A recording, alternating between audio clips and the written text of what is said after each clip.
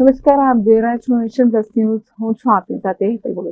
હાલોલ જૂની શાક માર્કેટમાં એમજીવીસીએલનો ચાલુ વીજ લાઇનનો પુલ માલ ઉતારવા આવેલા ટેમ્પોને અથડાતા તૂટી પડ્યો છે. હાલોલની જૂની શાક માર્કેટમાં માલ સામાન ઉતારવા આવેલા ટેમ્પો દ્વારા ચાલુ વીજ પુલને અથડાવાથી તે તૂટી પડ્યો હતો અને જીવંત વીજ વાયર દુકાનોની છત પર પડ્યા હતા. પરિણામે ત્યાં શોર્ટ સર્કિટ સર્જાયો અને આસપાસના દુકાનદારો અને ગ્રાહકોમાં ભયનું વાતાવરણ સર્જાયું હતું. જે અંતર્ગત સ્થાનિકોએ તરત જ દૂર રહેવા અને દુકાન માલિકોએ બચાવ માટે તત્કાલ પ્રયાસ હાથ ધર્યા હતા.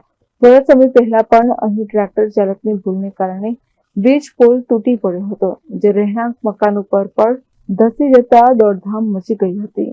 આ વખતે જથ્થામાં પણ હાલોલ શાક માર્કેટમાં આ જ સ્થિતિ ફરી સર્જાઈ છે, પરંતુ કોઈના વીજ કરંટનો ભોગ બન્યાની જાણકારી મળી નથી. Kiran Gohil, nation plus news, Panchmahal.